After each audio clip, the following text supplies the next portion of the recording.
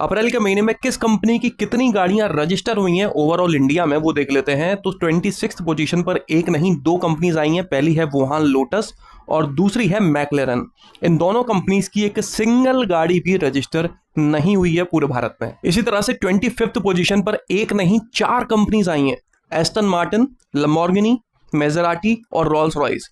इन चारों कंपनीज की एक एक गाड़ी ही रजिस्टर हुई है अप्रैल में पूरे भारत में। ये जो मैं आपको बार बार पूरा भारत बोल रहा हूं, इससे मुझे याद आया कि सिर्फ एक स्टेट है तेलंगाना जिसका डेटा यहां पर अवेलेबल नहीं है। बाकी सभी स्टेट्स का डेटा आपके सामने है। 24th पोजीशन पर भी एक नहीं दो कंपनीज हैं, बेंटले और फरारी। इन दोनों कंपनीज की चार चार गाड़ियां रजिस्टर हुई हैं। 23rd पोजीशन पर है ऑडी, जिसकी सिर्फ 12 गाड़ियों को रजिस्टर किया गया है अप्रैल में पूरे भारत में। देखिए वैसे तो है ना, सारा का सारा डेटा एकदम रिलायबल है, लेकिन ऑडी के इस डेटा के ऊपर मैं खुद रिलाई नहीं कर पा रहा हूं, क्योंकि ऐसा हो नहीं सकता कि ऑडी की सिर्फ 12 गाड़ियां बिकी हों।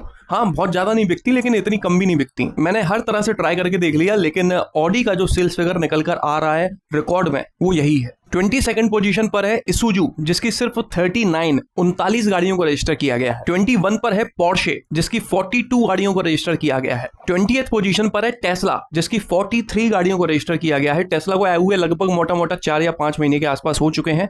बिक्री इसकी लगभग उतनी ही चल रही है, 30 से 40 के आसपास। और ये अपनी जो सर्विस नेटवर्क है और शोरूम्स है, उनको एक्सपेंड करने वाले हैं। देखते हैं आने वाले 3-4-5 महीने में इनकी बिक्री डबल हो पाती है या नहीं। 19th पोजीशन पर है वोल्वो, जिसकी 130 गाड़ियों को रजिस्टर किया गया है अप्रैल में। 18th पोजीशन पर है फोर्स मोटर्स, जिसकी 228 गाड़ियों को रजिस्टर किया गया है। देखो फोर्स की है ना, कई सारी कॉमर्शियल गाड़ियां भी आती हैं, लेकिन ये जो नंबर मैं आपको बता रहा हूं इसमें कॉमर्शियल गाड़ियां इंक्लूड नहीं है। 17th पोजीशन पर है जीप मोटर्स, जिसकी सिर्फ 249 गाड़ियों को ही रजिस्टर किया गया है। 16th पोजीशन पर है जैगुआर लैंड रोवर, जिसकी 445 गाड़ियों को रजिस्टर किया गया है। इसके बाद 15th पोजीशन पर आई है चाइनीज कंपनी BYD, जिसकी 457 गाड़ियों को रजिस्टर किया गया है पूरे भारत में। 14th पोजीशन पर है सिट्रोन, जिसकी 693 गाड़ियों को रजिस्टर किया गया है।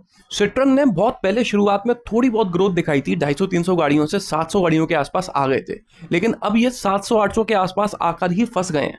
पिछले फेस्टिव सीजन में ये लोग करीब 1200-1300 के आसपास पहुंच गए थे, लेकिन अभी आके वापस से 700 के आसपास आके फंस गए हैं। 13th पोजीशन पर है विनफास्ट, जिसकी 831 गाड़ियों को रजिस्टर किया गया है।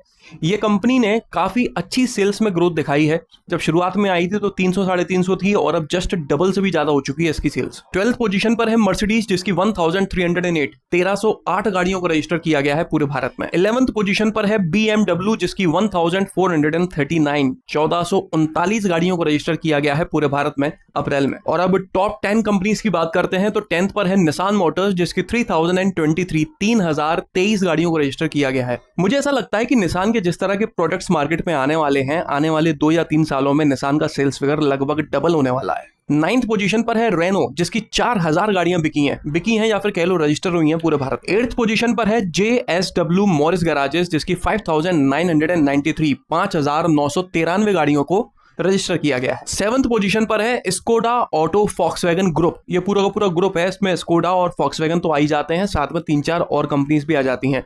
इस ग्रुप का जो टोटल सेल्स फिगर है वो है 8,828 गाड़ियों को रजिस्टर किया गया है। 6th पर आई है होंडा मोटर्स, जिसकी 5097 गाड़ियों को रजिस्टर किया गया है। 5th पोजीशन पर आई है किया मोटर्स, जिसकी 24,697 गाड़ियों को रजिस्टर किया गया है अप्रैल में। 4th पोजीशन पर आई है हुंडई मोटर्स, जिसकी 43,812 गाड़ियों को रजिस्टर किया गया है। कुछ ही टाइम पहले ये company second largest automobile company थी इंडिया की। धीरे धीरे महिंद्रा ने खिसका के इसको थर्ड पर लाया, फिर टाटा साथ में मिला महिंद्रा के और इसको खिसका के 4th पे ले आए। अब लगातार ये 4th पोजीशन पर ही टिककर रह गई है। आने वाले 3-4 सालों में हुंडई वाले काफी सारे नए प्रोडक्ट्स लॉन्च करने वाले हैं। देखते हैं उसके बाद में ये 2nd पोजीशन पर आ पाती है या नहीं, क्योंकि टाटा और महिंद्रा भी 3-4 साल में काफी कुछ नया लाने वाले हैं। देखते कौन जीतता है। और 3rd पोजीशन पर आई है वापस से महिंद्रा एंड महिंद्रा। महिंद्रा इस महीने भी टाटा से पीछे ही रह गई है। इसकी बिक्री की बात करें तो वो ही है 52,902, 52,902 गाड़ियों को रजिस्टर किया गया है, जिसमें से 5,174 गाड़ियां इलेक्ट्रिक हैं। और बात करें 2nd पोजीशन पर आने वाली कंपनी टाटा मोटर्स के बारे में, तो इसका रजिस्ट्रेशन डेटा है 55,422, 55,422 यूनिट्स, जिसमें से 8,309 गाड़ियां इलेक्ट्रिक हैं। महिंद्रा के पास कितने सारे हॉट सेलिंग प्रोडक्ट्स हैं, जैसे कि Scorpio, Thar rocks, 3XO, 7XO, Bolero, ये सभी दबाकर बिकते हैं। लेकिन उसके बावजूद भी ये टाटा से पिछले 2-3 महीनों से पीछे चल रही है, जबकि टाटा के पास इतने सारे हॉट सेलिंग प्रोडक्ट्स नहीं है। हालांकि इन दोनों कंपनीज की कैट फाइट का कोई भरोसा नहीं है, कब वो महिंद्रा टाटा की जगह ले ले कहना मुश्किल है। और बात करें फर्स्ट पोजीशन पर आई हुई कंपनी के बारे में, तो वो है मारुति सुजुकी, जिसकी 1,36,171 1,36,171 गाड़ियों को रजिस्टर किया गया है पूरे भारत में अप्रैल में। तो ये था अप्रैल के महीने में सभी कंपनीज का रजिस्ट्रेशन डेटा। अगर आपको किसी भी तरह से ये वीडियो पसंद आया हो तो इसे लाइक कर दीजिएगा, इस चैनल को सब्सक्राइब कर लीजिए और ऑल नोटिफिकेशन पर टैप करना बिल्कुल ना भूलना। आपका दिन शुभ रहे।